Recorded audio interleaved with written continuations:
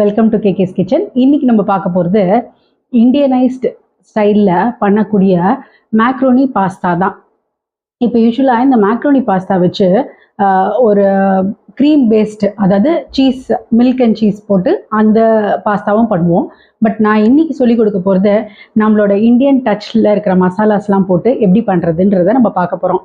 இப்படியும் செய்யலாம் அப்படின்றது தான் உங்களுக்கு காட்ட போகிறேன். இதை பார்த்து உங்களுக்கு டிப்ஸ் கிடச்சதுன்னு வச்சுக்கோங்களேன், உங்களுக்கு டிஃபனாவோ இல்லைன்னா லஞ்ச் பாக்ஸ் ரெசிபியாவோ நீங்கள் செஞ்சு கொடுக்கலாம். கொஞ்சம் விரும்பி சாப்பிடுவாங்க. இது எப்படி செய்யறதுன்னு வாங்க பார்க்கலாம்.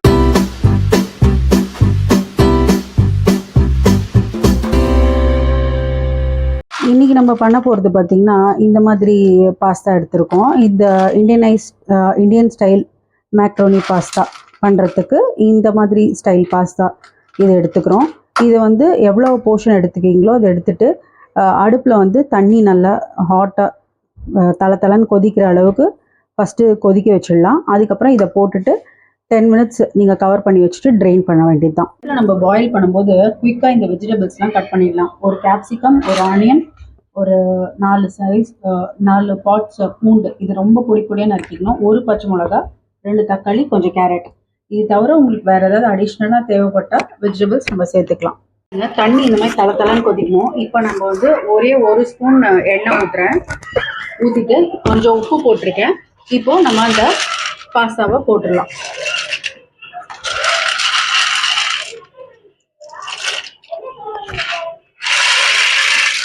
இப்போ ஒரு வாட்டி நல்லா கலக்கிட்டு ஸ்டவ் ஆஃப் பண்ணிட்டு லிட்டு போட்டு மூடிடலாம். கேஸ் ஆஃப் பண்ணி நான் லிட்டை திறந்துட்டு 10 மினிட்ஸ் கழிச்சு பார்த்தா பாருங்கள், இந்த மாதிரி கரெக்டாக குக் ஆகிடும். இப்போ நீங்கள் இந்த வாட்டரை ட்ரெயின் பண்ணிவிட்டு இது ஒரு கோல்ட் வாட்டரில், அதாவது நம்ம நார்மல் டேப் வாட்டரில், ரன்னிங் வாட்டரில் ஒரு வாட்டி வாஷ் பண்ணிவிடுங்க. ஸோ இதில் இருக்கிற ஸ்டார்ச் இருக்காது, ஸ்டிக் ஆகாது. எடுத்துகிட்டு டேப் வாட்டரில் நல்லா அலம்பி எடுத்து வச்சுட்டேன். இந்த மாதிரி ஒரு கொலாண்டரில் எடுத்து வச்சிட்டிங்கன்னா இதில் இருக்கிற தண்ணியெலாம் நல்லா ஃபுல்லாக ட்ரெயின் ஆகிடும். இப்போ வாங்க நம்ம இதுக்கு வேண்டான மசாலா எப்படி பண்ணுறதுன்னு பார்க்கலாம். காமிச்ச வெஜிடபிள்ஸ்லாம் அழகாக சாப் பண்ணி வச்சாச்சு. பாருங்கள், கார்லிக் நல்லா பொடியாக சாப் பண்ணியாச்சு. சில்லிஸ் அதாவது க்ரீன் சில்லி 1 எடுத்திருக்கேன், ரஃபாக சாப் பண்ணியிருக்கேன். டொமேட்டோஸ் சாப் பண்ணியிருக்கேன். ஆனியன்ஸ், ஒரே ஒரு கேரட், ஒரு கேப்சிகம். நான் எடுத்த குவான்டிட்டிக்கு இது போதும். பட் இது இன்ஃபேக்ட் உங்களுக்கு இதில் கம்மியாக எடுத்துகிட்டு வெஜிடபிள்ஸ் நிறைய போர்ஷன் வேணும்னாலும் அதுக்கேற்ற மாதிரி நீங்கள் எடுத்துக்கலாம். ஒரு ஃப்ரைங் பேன் வச்சுட்டு 2 டேபிள் ஸ்பூன் எண்ணெய் ஊற்றிக்கோங்க. எண்ணெய் சூடானோன்னு நம்ம ஒன்று ஆட் பண்ணலாம். எண்ணெய் நல்லா சுட்டுருச்சு. ஃபஸ்ட்டு என்ன பண்ணியிருக்கேன், நம்ம அந்த கார்லிக்கு, ஆனியன்ஸ், அதுக்கப்புறம் இந்த மிளகாய், இதை போட்டு நல்லா வதக்கலாம். இது கொஞ்சம் நல்லா வதங்கட்டும். தேவையான அளவு உப்பு இந்த ஸ்டேஜில் நம்ம சேர்த்துடலாம். இதை நல்லா ஃப்ரை பண்ணிக்கோங்க. டொமேட்டோஸ் நல்லா குக் ஆகணும்னா இதை லெட்டு போட்டு மூடிட்டு ஒரு 5 மினிட்ஸ் சிம்மில் வச்சு குக் பண்ணிங்கன்னா நல்லா மேஷ் ஆகிடும். இது நல்லா டேஸ்ட்டும் என்ஹான்ஸ் பண்ணி கொடுக்கும். ஏன்னா இந்த மசாலா இந்த டொமேட்டோஸோட நல்லா குக் ஆகணும். இதுக்கப்புறம் நம்ம கேரட்டும் கேப்சிகமும் ஆட் பண்ண போகிறோம். கேப்சிகம் பார்த்தீங்கன்னா லாஸ்ட் ஸ்டேஜில் ஆட் பண்ணால் போதும். இன்ஃபேக்ட் இப்போவே நான் கேரட் ஆட் பண்ணிவிட்டு லிட்டு போட்டு மூடிடுவேன். இந்த டொமேட்டோஸ் குக் ஆகும்போதே கேரட்டும் சேர்ந்து வெந்துடும். இப்போது வெங்காயம் நல்லா வதங்கிடுச்சு. நெக்ஸ்ட்டு டொமேட்டோஸ் போட்டிருக்கேன். இப்போ தாங்க நம்ம டேஸ்ட்டுக்கு என்னென்ன மசாலா போட போகிறோன்றதை பார்க்க போகிறோம். இப்போது 1/4 ஸ்பூன் மஞ்சப்பொடி, அதே மாதிரி 1/2 ஸ்பூன் பாவ் பாஜி மசாலா நான் இதில் சேர்த்துருக்கேன்.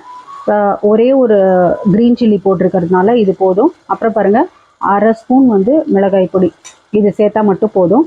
இதை நல்லா ஃப்ரை பண்ணுங்க. இப்போ பாருங்கள், நல்லா டொமேட்டோஸும் குக் ஆகிடுச்சு, நம்ம கேரட்டும் நல்லா வெந்துருச்சு. இந்த ஸ்டேஜில் நான் என்ன பண்ண போகிறேன், குடமிளகாவை போட போகிறேன். இந்த குடமிளகா ஆட் பண்ணோன்னே ஒரு 2 to 3 மினிட்ஸ் நல்லா வதக்கினா போதுங்க.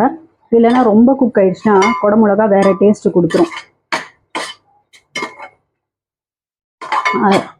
ஸோ இது நல்லா ஒரு 2 மினிட்ஸ் வெயிட் பண்ணுவோம். பாருங்கள், நல்லா 2 மினிட்ஸ் ஆகிடுச்சு.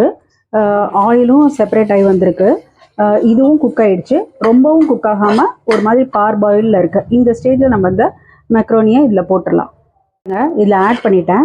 எப்படி தனித்தனியாக இருக்குது, அதே மாதிரி அதோட ஷேப் கலையாமல் எப்படி இருக்குது பார்த்தீங்களா. நான் சொன்ன டைமிங்கில் ஜஸ்ட்டு நீங்கள் நல்லா தண்ணியை பாயில் பண்ணிவிட்டு தளன்னு கொதிக்கிற இதில் நம்ம இதை போட்டுட்டு ஸ்டவ் ஆஃப் பண்ணிவிட்டு 10 மினிட்ஸ் நீங்கள் குக் பண்ணிவிட்டு ட்ரெயின் பண்ணிவிட்டு அதுக்கப்புறம் நல்லா ரன்னிங் வாட்டரில் ஒரு வாட்டி வாஷ் பண்ணிங்கன்னா உங்களுக்கு ஒட்டவும் செய்யாது. அதே மாதிரி கரெக்டாக குக் ஆகிருக்கும்.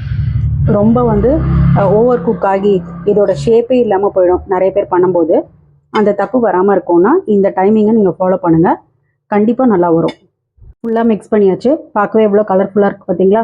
இப்போ கடைசியாக என்ன பண்ண போகிறோம், இறக்கிறதுக்கு முன்னாடி நம்ம ஹேண்ட்ஃபுல்லாக கொத்தமல்லி நல்லா அலம்பிட்டு சாப் பண்ணி வச்சுடுங்க. அதை இதில் ஆட் பண்ணிவிட்டு இறக்கிட வேண்டியது தான். இதுக்கு தொட்டுக்க பார்த்தீங்கன்னா எல்லா சாஸும் ஜென்ரலாக நம்ம வீட்டில் இப்போ நிறைய பேர் டிஃப்ரெண்ட்டாக சாஸ் வாங்குகிறாங்க. அந்த மாதிரி டொமேட்டோ சாஸ் ப்ளஸ் நம்ம தந்தூரி மேயோ அந்த மாதிரி எதுனாலும் இதுக்கு ரொம்ப நல்லாயிருக்கும் தொட்டுக்க. ஸோ ரொம்ப ஈஸியான இந்த இந்தியன் ஸ்டைல் இண்டியனைஸ்டு மெக்ரோனி பாஸ்தா பண்ணி சாப்பிடுங்க. ஒரு வாட்டி ஃபுல்லாக கொத்தமல்லியும் போட்டு கலக்கிட்டேன். இப்போ எவ்வளோ அழகாக இருக்குது பார்த்தீங்களா? டேஸ்டியராகவும் இருக்குது. இது கண்டிப்பாக நீங்கள் ட்ரை பண்ணி பாருங்கள். இப்போது நம்ம கிட்ட இருக்கிற வெஜிடபிள்ஸ் வச்சு தான் இந்த பாஸ்தா பண்ணியிருக்கோம். பட் நாட் நெசரி இதே வெஜிடபிள்ஸ் நீங்கள் போடணுன்னா வெறும்னா ஸ்ப்ரிங் ஆனியன்ஸ், அதுக்கப்புறம் நீங்கள் வந்து தக்காளி, அதுக்கப்புறம் குடமிளகா இருந்தால் போதும். அப்படி இல்லைனா எல்லா வெஜிடபிள்ஸும் போட்டிங்கன்னா போர்ஷன் ஜாஸ்தியாகும், வெஜிடபிள் கண்டென்ட்டும் நல்லா சேரும். இதை நீங்கள் பண்ணி பாருங்கள், டேஸ்ட் ரொம்ப ரொம்ப நல்லாயிருக்கும், டிஃப்ரெண்ட்டாக இருக்கும். இந்த வீடியோ பிடிச்சிருந்தா லைக் பண்ணுங்கள், ஷேர் பண்ணுங்கள், கண்டிப்பாக சேனலை சப்ஸ்கிரைப் பண்ணுங்கள். வேறு ஒரு நல்ல ரெசிபியோட நம்ம அடுத்த வாரம் சந்திக்கலாம். அது வரைக்கும் தேங்க்யூ, பாய்.